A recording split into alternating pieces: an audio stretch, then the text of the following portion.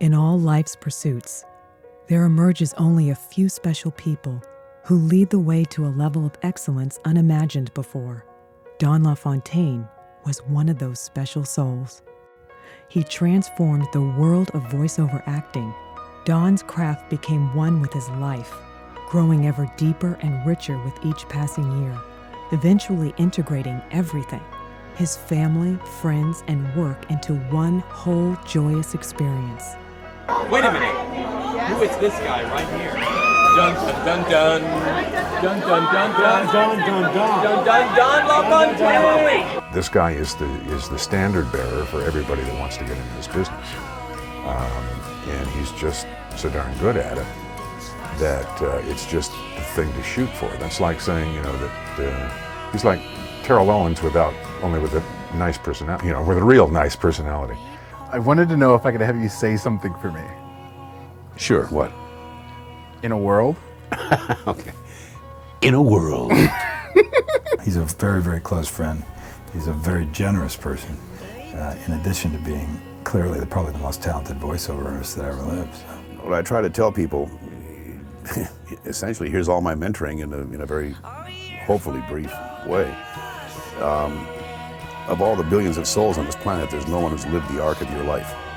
Nobody. You could be a conjoined twin, and you would still not have lived the same life as your twin, because you see things differently. People are built differently, and they see things uniquely. And think about how it brought you to this room. Track yourself backwards to think of how convoluted your path was to come to this particular room, or to come to any room, or to be any place. I would say Don is really the one who kind of started the sound that we have now. He's given me tips on outside things to do, things to read dramatically, just to learn to be somewhere near as good as he is at this. I've never said this before on camera, but I certainly, in my heart, totally believe that Don LaFontaine deserves a star on the Hollywood Walk of Fame. And the only reason he doesn't have it is because people out there don't know his face. And if they knew his face well enough and they could identify him, and for his contributions to the movies and to television, his star should be on the Hollywood Walk of Fame. I'm looking forward to the new whoever. I think the world needs to change. I think it needs to move forward. I think it needs to have its own individual voices. My career will maybe outlast my living presence for maybe 10, 15 years. I have no delusions about being chiseled next to Teddy Roosevelt up on the Mount Rushmore. You're looking at the luckiest man on earth. You really are.